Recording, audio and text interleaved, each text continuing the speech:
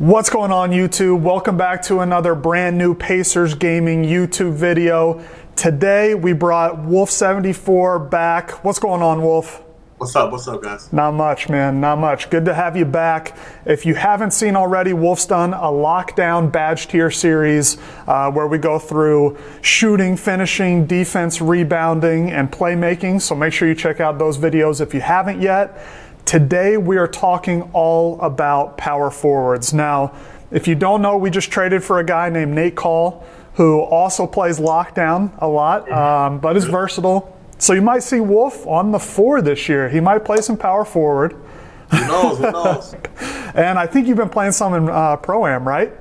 Yeah, I've been switching between power forward and small forward. So. Gotcha. Perfect. So he's got some experience playing at the 4 now, and we're going to run through badges and talk about what it would be like if you're a slasher or maybe you're a stretch and the differences there and where the badges fall in tier. So let's get right into it. Wolf, you ready to go?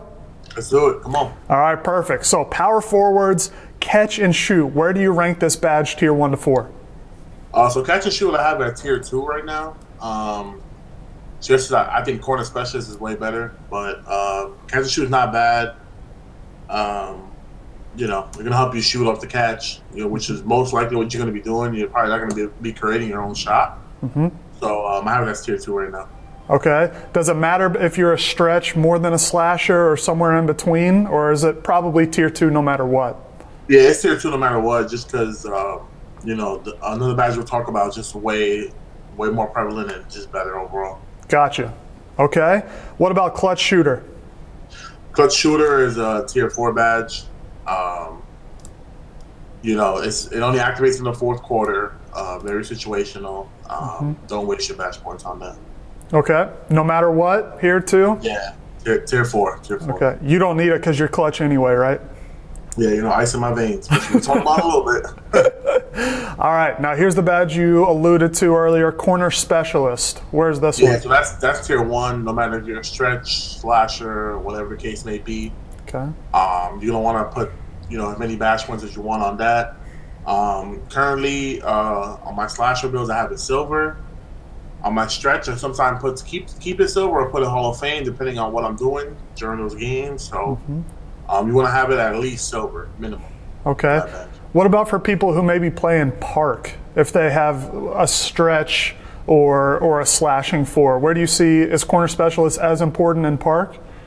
So in park, if you're playing a stretch and you're setting the screen and etc., you're probably not going to want to put corner specialist on if you're running a pick and pop.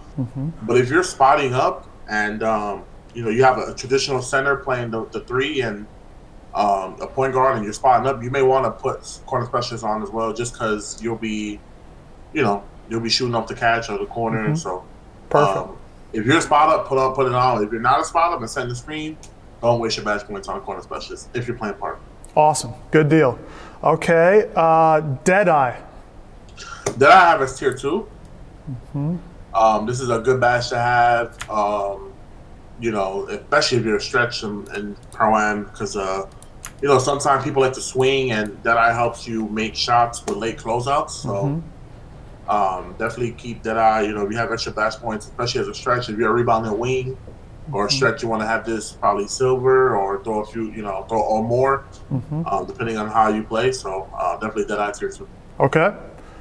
Deep fades. We talked about this badge a little before the video. Where do you see deep fades? So deep fades is tier 1 for me. Ooh, okay. This tier 1 if you're a stretch for sure, 100%. I have mine on at least gold. This is a bailout badge. Shot clock's low. You flare to the midi.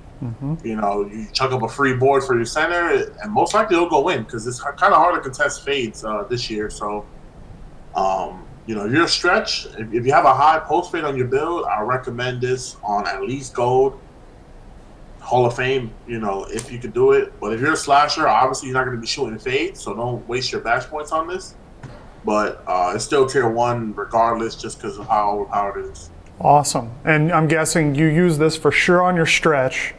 Yeah. And not at all on your slash?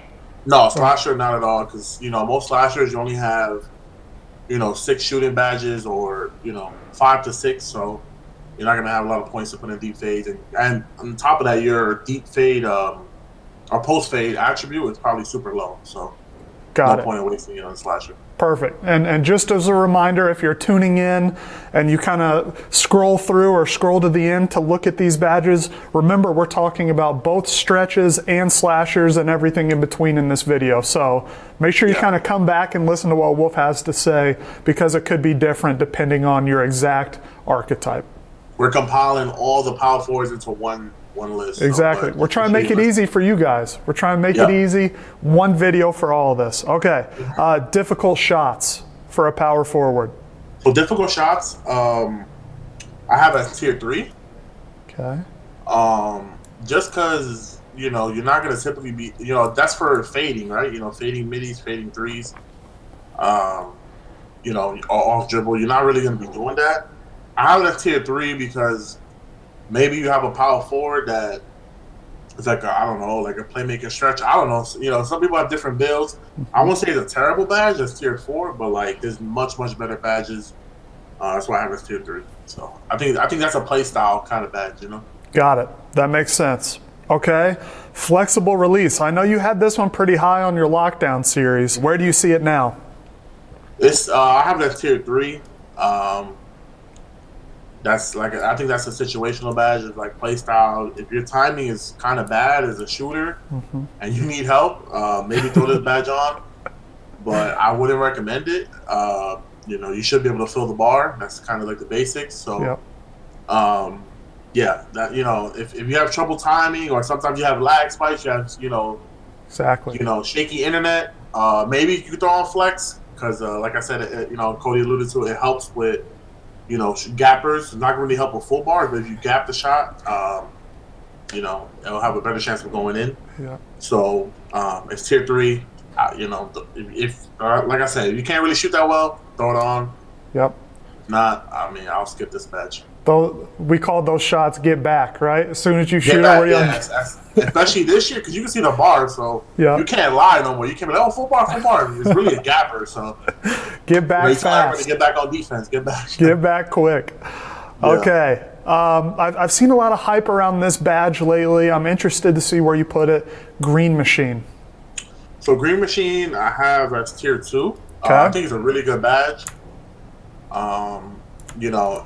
Once you get one green, you keep getting bonuses to get more greens. So it's not a bad badge if you're, like I said, if you're really confident in your shot and you're green and you're jumping like the back of your hand, throw it on. Throw on silver, bronze, whatever, how many badges you have. So it's definitely a good badge, especially for stretches. For slasher, you may not be able to throw this on just because you have limited shooting badges, but for a stretch, for sure, throw on Green Machine. Definitely, yeah. I think as a stretch, seems like once you hit one, you can really start rolling after that and just boom, boom, boom, green and get up quickly and start flooding, hopefully, right? Yeah. Mm-hmm. Okay.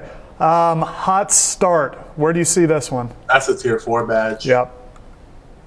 Very situational. It only activates if you make your first shot.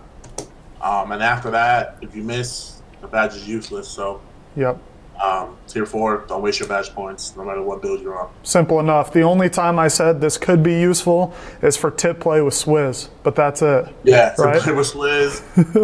or maybe even my career. I don't know, because my career, you kind of make a lot of shots, so it could be glitchy, but I never used it, but I wouldn't recommend. That's a good point. If you're a my career grinder, maybe. Yeah. But something to play with. Okay, Hot Zone Hunter. So Hot Zone I have as a tier 1. Okay.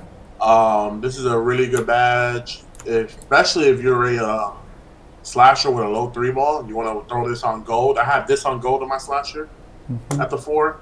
So you pair this with corner specialist. You really boost your chances of making threes out the corner. Hot Zone Hunter tier 1. If you're a stretch, and if your 3 ball's really high, like I say, above 90, maybe don't throw as many badge points in Hot Zone Hunter because it's not going to help as much. Right. But if you're a rebounding wing, which typically has like around 73 ball, 75, I put it on Hall of Fame just because it's not that high. Okay. So I keep my hot zone hunter on Hall of Fame on a rebounding wing. But if you're a pure stretch, like I said, put it lower. And if you're a slasher, put it gold, max it out. Now, have you seen it? Has it been more difficult for you to keep your hot zones now that the patch has come into play, where it's the rotating 25 games? Is it harder for you to keep hot zones, or has that not really affected you much? Not really, because typically I shoot in the same spot every game. So Right. when you're on a power forward or a lock, you're typically in the corner, so you're going to shoot corner threes most of the time, maybe corner deep mids in the corner and paint. So like those are like your three main spots on the court where you're going to shoot. Sure. So I keep my hot zones all the time in that area, and that's really all I need them for. You know what I mean? Yep. I'm not going to typically be shooting top key threes unless we run like a certain play or a fast break. So yeah, no, I haven't had any issues with hot zones. Perfect. Okay. What about ice in veins? Ice and veins, I have it as tier 4. Okay. This is, like I said, very situational, just like clutch shooter. Only activates in I think under 2 minutes. So, and typically, you're gonna have your free throw high regardless on any build you're on, just to get shooting badges. So, yeah, don't waste your badge points. It seems like those three for sure have been tier 4 on almost every badge tier series we've done. It's no matter what build you have, it's starting to get pretty clear cut on what's good and what's probably not worth your badge points. So is that right? Yeah, because like I said, those badges are very situational. You know what I mean? So like you don't want to waste your badge points on something that's only going to activate for 2 minutes in the game. You know what I mean? It's not worth it. So yeah, those badges are kind of pointless in my opinion. Got it. Okay, now I think this badge might be different depending on your archetype. Pick and popper. So pick and popper, I actually have this as tier 3. Okay. Now I won't, it's not tier 4 because obviously it could be useful. If you're playing park and you're setting the screen and you're a stretch, definitely bump this up. Put it on gold, because you're gonna be setting the screen and then popping out, so it's gonna boost your 3-point on that or catch and shoot or whatever. Make percentage.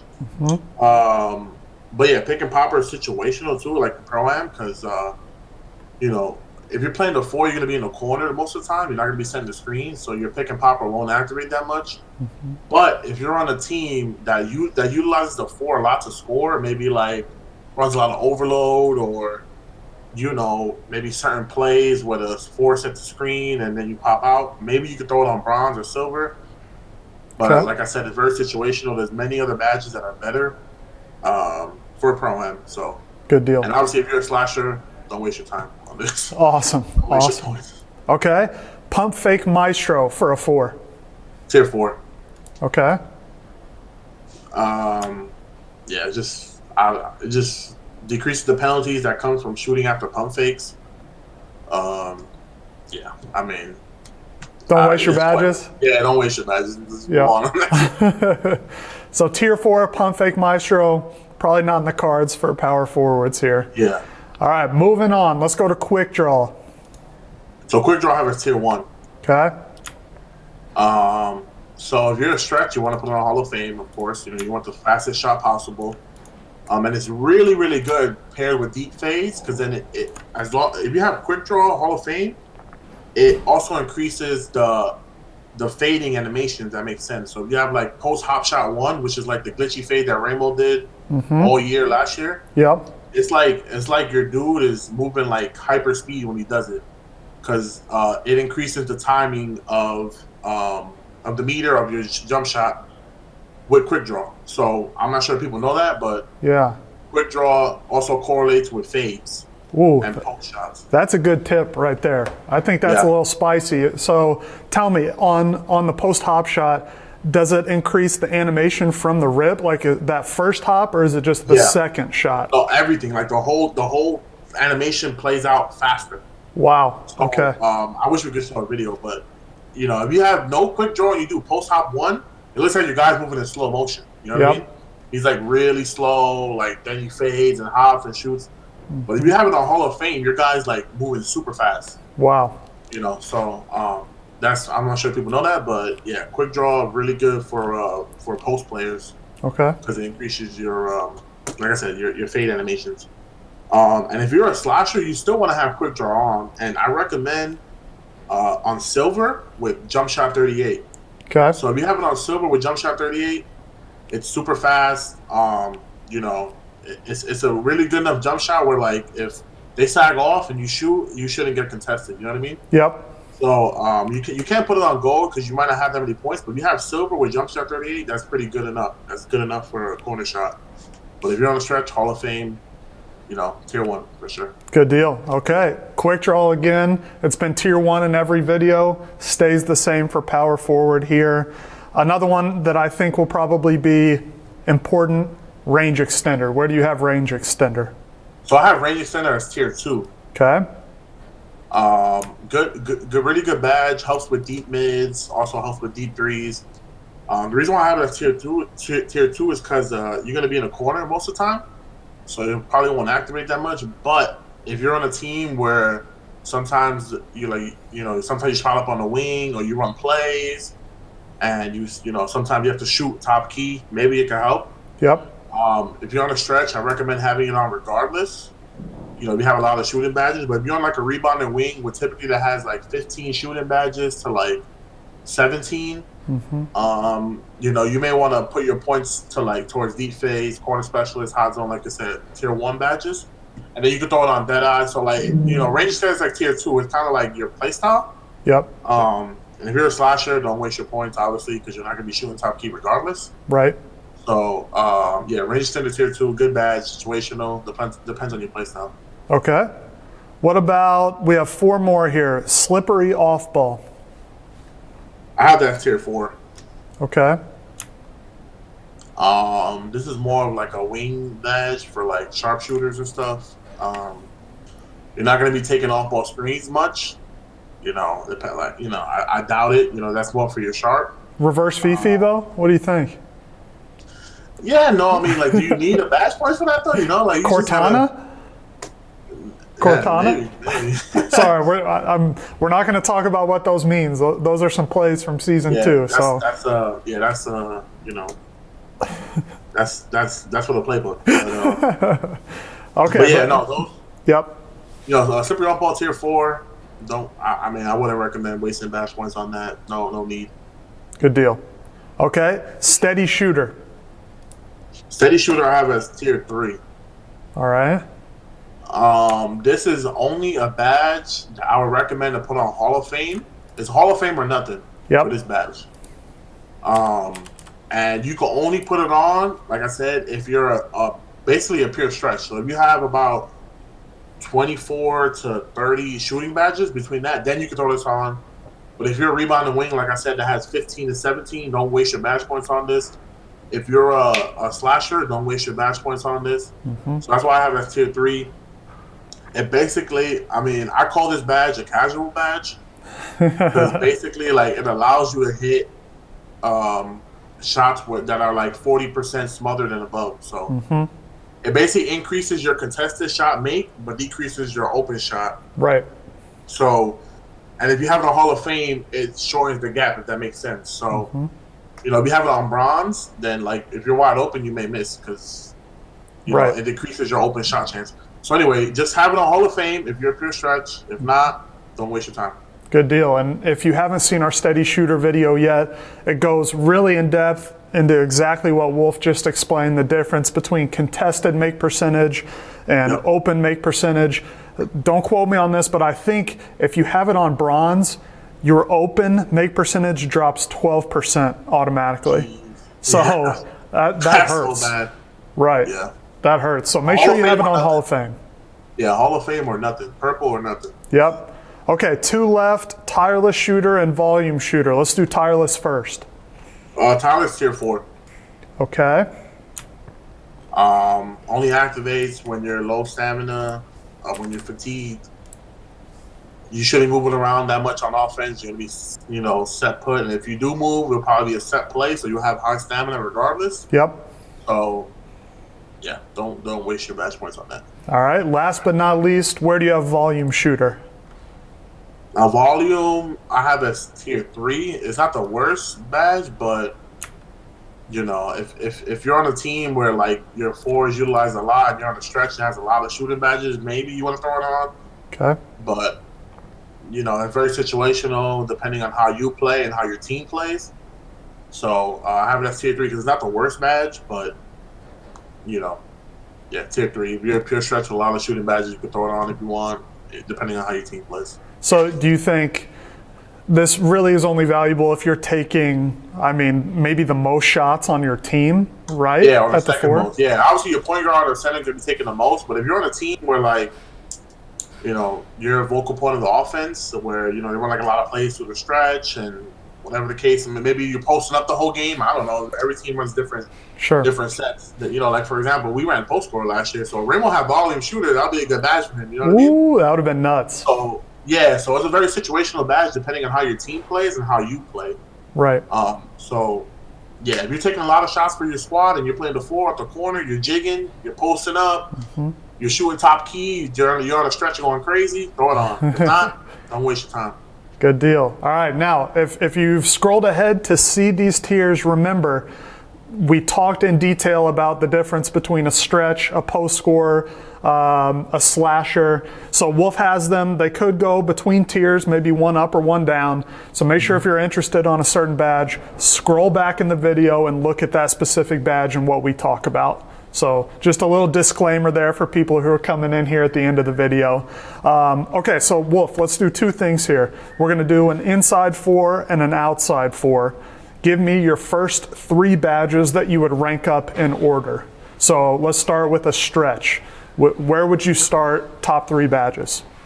So it'll be corner specialist, deep fades, quick draw, and then my 4th one, it'll probably be a Hustle Hunter. Well, it depends. If you're a hybrid stretch, Hustle Hunter. If you're a pure stretch, probably Green Machine. Okay, good deal. And then what about if you're a post scorer or a slasher? Where would you start with these badges? So slasher, a post scorer is typically around like 6 shooting badges. So I'll probably do Hustle Hunter gold, corner specialist silver, and then quick draw silver. I could do that. Good deal. Perfect. Any last thoughts on power forward? Your new switch to this position potentially?